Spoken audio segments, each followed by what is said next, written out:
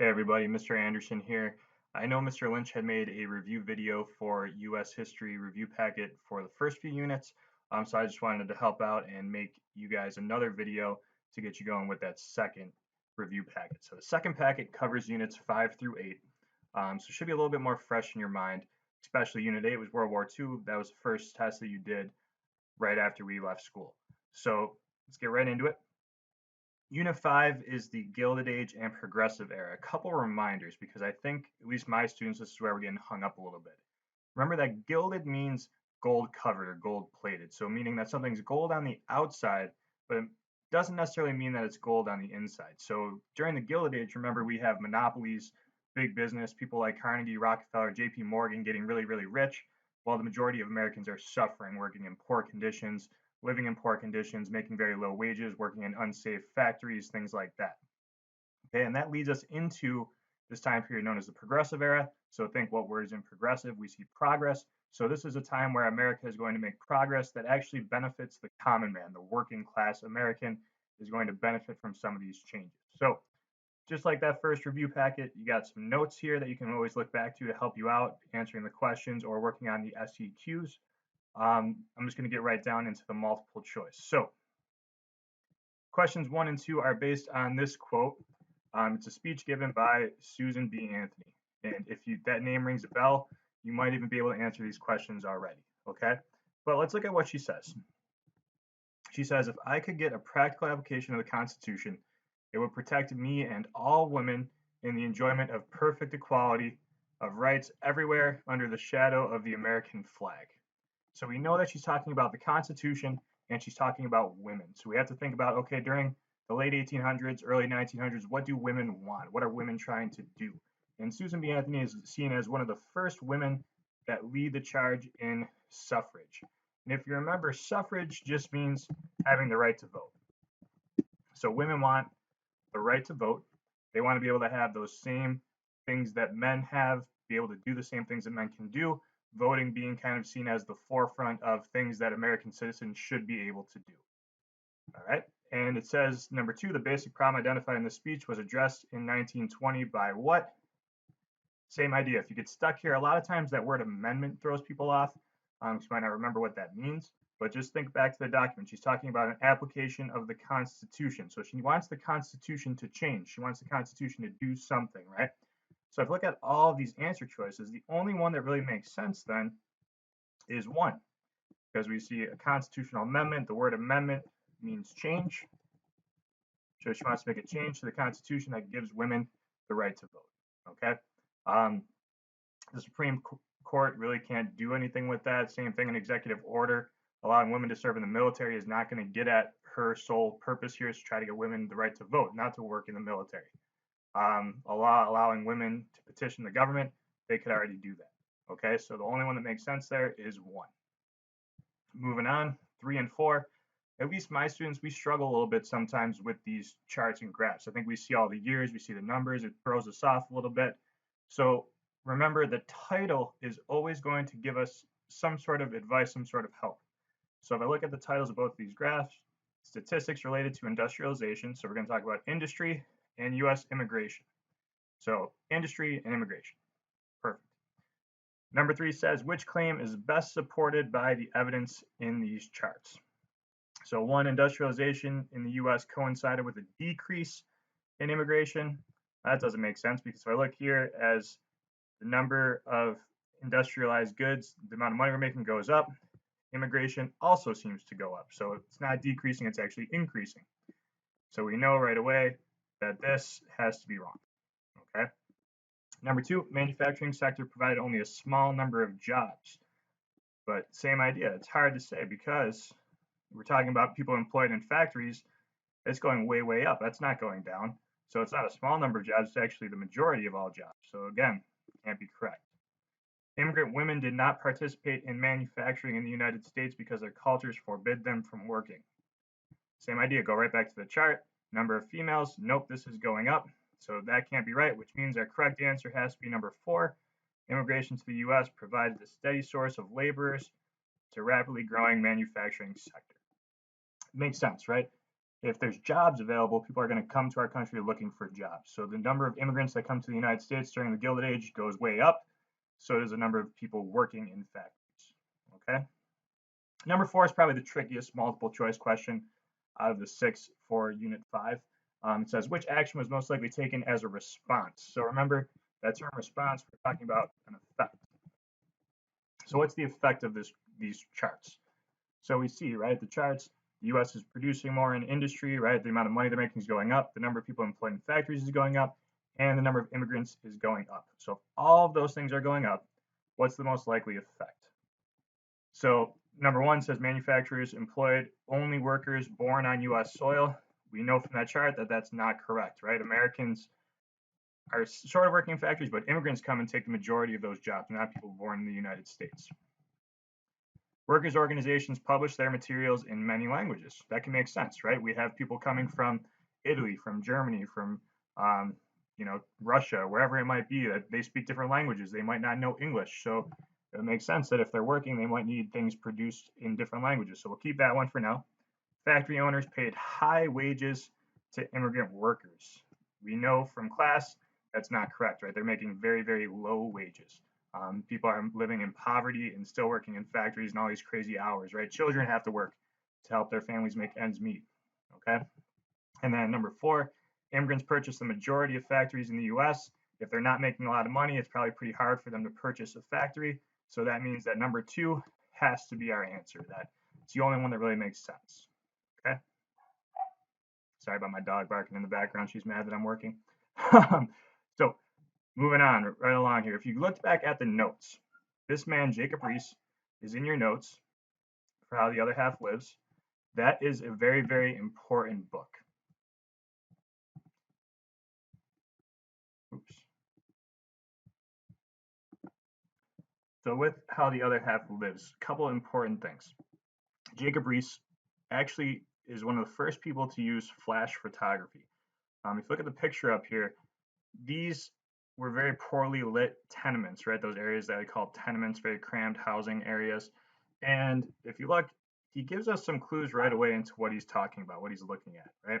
Says that poverty always goes along with dirt and disease. So at this time, if you're poor, there's a chance that you're probably sick and that things are really, really dirty. And he's saying that Jewtown is not an exception to that rule.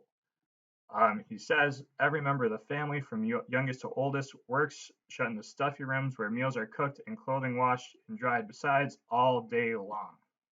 So all these people are crammed, working right next to each other, all where they live. It's dirty, it's gross. They're cooking their meals in the same spot that they're doing all this disgusting work. And it's not really the most ideal situation. He says that that leads to things like smallpox and other diseases that are contagious. So looking at the questions, which action best illustrates Jacob Riis's response towards the conditions he witnessed in New York's Lower East Side? Civil disobedience wouldn't really make sense, right? That's what we learned about last year in Global 2 with people like Gandhi breaking unjust laws on purpose. We don't see anything like that. Settlement work, not necessarily great answer, but we'll keep it now for something to hold on to. Boycotting, same thing. We're not seeing anybody refusing to buy any goods. The correct answer here is actually muckraking. And if you remember muckraking, it's basically journalists digging up and reporting on issues in society. So think muck, right? Mud, dirt, disgustingness. They're going to kind of investigate all these problems in society, bring those problems to the forefront, to the light. People who weren't living in these conditions a lot of times had no idea what was going on. And even you can argue some people in the government really didn't know exactly how bad things were. So these muckrakers are, during the progressive era, going to publish books, articles, things like that, that draw public attention to problems in society to try to help the American people. And then number 6, which statement best describes the problem depicted in this book excerpt? And just what I highlighted, right? They're talking about every member in the family. So Jewish immigrants worked in their homes, which served as unregulated and unsanitary sweatshops. They're not clean, they're disgusting, people are working in really tight quarters, and it's an easy way to spread disease. All right. So Unit 5 also has an SEQ. I'm going to skip this one and work with you on the Unit 6 SEQ. If you need help with the relationship SEQs, Mr. Lynch's video on the first review packet, he goes through in a lot of detail one of these relationship SEQs. So I'm going to move along, go on to Unit 6, Rise of American Power, same idea, notes, multiple choice questions. There are still 6 of them. And get to our SEQ. So set 2 is a little bit more difficult than set 1 in my opinion because they make you connect something back to reliability. And reliability is a little bit of a confusing topic. So first thing, remember in these SEQs, it's not a really long essay. It's not supposed to make you work too hard. What we need to basically do is address both bullet points here. If you're in my class, I always say dots or die, right? You need to address those bullet points if you want to get credit and just move along. So what do we have to do? Describe the historical context surrounding documents 1 and 2. We're used to that, right? Historical context, what does that mean? Causes, background, or what led to, right? What's going on in US history, what's going on in the world that leads to what happens in these 2 documents. And the second one, this is where a lot of you struggle, right? We're only looking at document 2 for the second bullet point of the SEQ set number 2. So only looking at document 2, we're going to analyze it and explain how audience or purpose or bias or point of view affects the document's use as a reliable source of evidence. So 2 things here. You're only choosing one of these, doing audience or purpose or bias or point of view. You don't have to do all 4. You're not doing 2, you're not doing 3, just choose one. So whichever one you feel most comfortable with, whether it be audience, purpose, bias, or point of view, focus in on that one thing. And then we're going to explain how that could affect reliability. Okay? They're always going to give you these kind of definitions in case you're struggling to remember what something means. But let's get right into these documents. All right, document 1. So before you read the documents, again, just a little bit of advice. I always look at the source line. I look to see who's involved, what time period we're talking about, where is this published. So I see here we're talking with President William McKinley, and this is an interview. So McKinley's being asked questions and he's answering them, okay? If you read through the entire document, McKinley's talking about the United States gaining control of the Philippines, all right? And he basically is having this dilemma. I don't know what I'm going to do with the Philippines. I was debating about it all the time, and this is what I basically settled on, that we can't give them back to Spain, that we shouldn't turn them over to anybody else, and we can't leave them to themselves, right? And the only thing that we could do is to take them over. All right, so coming down here, what's our main idea of this? McKinley feels that the United States should colonize the Philippines and not let them govern themselves.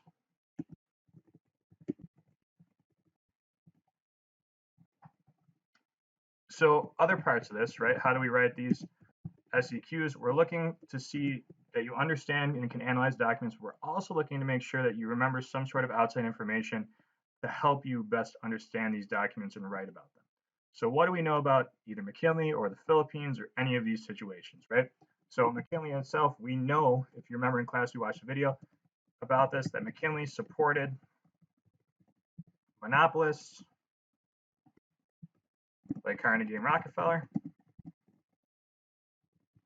Why would that be a big deal? Well, industry usually is looking for markets, right?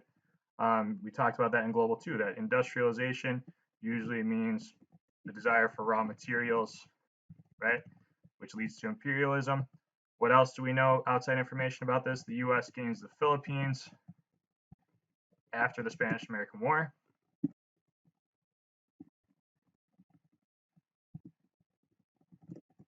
And we also know, because the unit before this, right, the units go in chronological order through time period, that the United States has just gone through the Gilded Age, which is just, again, the US term for industrialization. So all of these things are going to influence really our historical context, and we'll get to that in 1 minute. Let's move on to document 2. Make some space here just so that I can best answer these questions with you guys.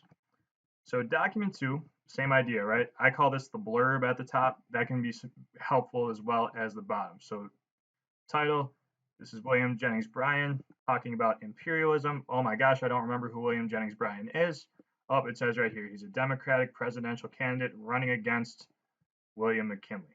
So that's important to think about, because remember that second bullet point, we need to try to think about point of view, audience, purpose, or bias, and how it influences the reliability of this document, right? So right away, before we even read the actual document itself, we're being told that William Jennings Bryan is running for president against William McKinley. So typically, if you're running against somebody, you're probably not going to have the same ideas as them. You're probably not going to praise everything that they're doing. You might take a different approach. All right. So let's get into this. Jennings Bryan, right off the bat, imperialism is the policy of an empire. So if he's trying to talk about the U.S. being a democracy, probably not a good start that he's comparing imperialism to the policy of kind of an evil empire, right? Really, too, if we want to look down right here, a republic cannot be an empire, for a republic rests upon the theory that governments derive their powers from the consent of the governed, and colonialism violates this theory. Think all the way back, right? The Declaration of Independence. The government should get its power from the consent of the governed. So William Jennings Bryan's taking a shot right there at McKinley, saying, hey, we claim to be a democracy. Our country was founded on this idea that the governed should give their consent to the government, and we're not giving the people of the Philippines that choice. He also talks about that having the Philippines as a colonial territory adds another race question to the race questions we already have. He's addressing the fact that the United States in 1900 doesn't really have the best track record when it comes to race relations, right? African Americans are still being mistreated. There's still Jim Crow laws throughout the South. So probably not a good idea to add in another race of people in Filipinos after this, right? So same idea as before. What's our main idea of this document? We can say that William Jennings Bryan does not support U.S. imperialism or colonization of the Philippines because it violates the American ideal of governments getting their power from the consent of the governed. And then what outside information do we know about William Jennings Bryan? You might remember William Jennings Bryan's name from a little bit earlier in the year when we talked about a group called the Populist Party. So you might be able to make a connection here. William Jennings Bryan was part of the Populist Party, which actually was a party that supported farmers and the average American. They wanted basically the government to have a little bit more of a connection to the common people. They're the ones that get the 17th Amendment passed that leads to the direct election of senators. They push for bimetallism, right? We talked about that term. So we know right away that William Jennings Bryan has a history of wanting to support average Americans, farmers, and not monopolists. All right. What else do we know? What other outside information could we talk about? We know that there is a history in our country right now during the Gilded Age and Progressive Era that many Americans dislike monopolists and want the government to focus on the American people. So we spend too much time focusing on big businessmen, monopolists, making money for others. So we want to have the government focus more on the people, okay? In this review packet, when you get to the part where you write the SEQ for this one, I didn't have the text boxes put in. I just left it. Some of you had issues writing in the text boxes. So basically just a reminder of what you're doing. So describing historical circumstances or context surrounding documents 1 and 2. So that's bullet 1. What's the historical context? Second one has 3 parts. Analyze the document, explain how audience, purpose, bias, or point of view affects the document's use as a reliable source. So I'm going to, in my example, talk about bias. Okay, and then the last piece, which a lot of you miss, is how does it affect the use as a reliable source of evidence? So you can write me this great essay that says, oh my gosh, William Jennings Bryan in document 2, his point of view is that American imperialism is bad. He says, quote, blah, blah, blah, blah, blah. and end it there, you won't get full credit because you do not touch on reliability. Okay, so let's take a look. Remember that these SEQs, 2 to 3 paragraphs. I know Mr. Lynch at least likes to push for his students to write a little conclusion at the end. We don't know that you're going to actually even need a conclusion. So, I put one in here, but it's up in the air, 2 or 3 paragraphs. Remember that the first paragraph, being historical circumstances, should not really include information from the documents. This is going to be mostly from your own brain. So we should see a lot of outside information. I labeled all of mine through here. So let's take a look. The Gilded Age was a time of major industrialization throughout the United States. As the United States became more and more industrialized, the need for raw materials and markets led to an increased desire for imperialism. Okay, both of those things are outside information, right? Talked about it. Unit 5 is the Gilded Age. America is becoming more and more industrialized. What do we need to run factories? We need raw materials. What do we need once we produce things? Markets to sell them in. So that's going to lead to imperialism, just like it does in Global 2. In 1898, the United States defeated Spain in the Spanish-American War and was given the Spanish colony of the Philippines as part of the peace treaty. If you don't know the year, that's fine too. If you just said the U.S. gains the Philippines as a result of the Spanish-American War, totally works. President William McKinley did not know what to do with the Philippines because he believed they were not able to govern themselves because they had been under Spanish control for hundreds of years. That's a little bit from the document, but also having that knowledge that Spain had control of the Philippines since 1493. So lots and lots of time where they're under foreign control. That's outside information. McKinley also had a history of supporting monopolists like Carnegie and Rockefeller and could have seen the Philippines as a new source for raw materials or a market for American goods. Again, that video, we talked about it when we looked at the document, which showed that Carnegie and Rockefeller were the ones that really got McKinley elected in the first place. We're going to basically see McKinley possibly throw them a bone here, like, hey, we'll start to imperialize, this will benefit you. Some Americans, like William Jennings Bryan, did not support American imperialism. Bryan had been part of the Populist Party and believed that the American government needed to focus more on farmers and ordinary citizens and less on monopolies and imperialism. Same idea, right? That's all outside information. We really don't see any evidence from the document, either document 1 or 2, in that first paragraph, okay? So first bullet point, completely addressed. Nothing too out of the ordinary there. Here's where it gets a little tricky for you guys. So remember the second bullet point, we're only looking at document 2. We have to analyze the document, talk about one of those 4 terms, point of view, audience, purpose, or bias, and how that affects reliability, okay? So I told you before that I was going to focus on bias. Feel free to do something else when you're doing this on your own. So document 2 is an excerpt taken from a campaign speech made by William Jennings Bryan during his presidential campaign against William McKinley. So right off the bat, kind of hinting towards the fact that there might be some bias there. He's talking during a speech where he's running against the guy who's in the other document, right? The speech is heavily biased because Bryan is trying to paint McKinley as an enemy to the American people in order to persuade voters to elect him instead of McKinley. What's the goal of running for president is to try to win. So you're going to try to paint your opponent as bad for the United States, right? So now that's my claim. I'm going to back it up with a quote. In his speech, Bryan says, quote, "A republic cannot be an empire, for a republic rests upon the theory that governments derive their powers from the consent of the governed, and colonialism violates this theory." Right there, that's my evidence that shows that I analyzed the document. It shows that I have an understanding of what bias means, and it shows that I can back up my claim with some evidence, okay? And then here's the important thing too. We don't just want to hear what the document has to say. With these SEQs, we really want to hear your voice come out more than what's said in the documents, okay? So this quote shows that Bryan has a bias against American imperialism and McKinley. He believes that McKinley colonizing the Philippines goes against the American ideal that the government's power comes from the consent of the governed, which is stated in the Declaration of Independence. So even in here, we can throw in some outside information, right? Doesn't need to all be from the document, mostly coming from my brain. Here's the last and most tricky piece. Make sure we're addressing reliability. Now, excuse me.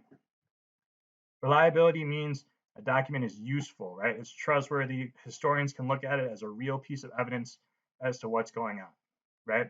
So if it's unreliable, it means it might not be as useful to a historian. Reliability means super useful, right? Let's throw this in all the textbooks we can find. So here's the cool thing. You can be right either way. I went with the unreliable path, right?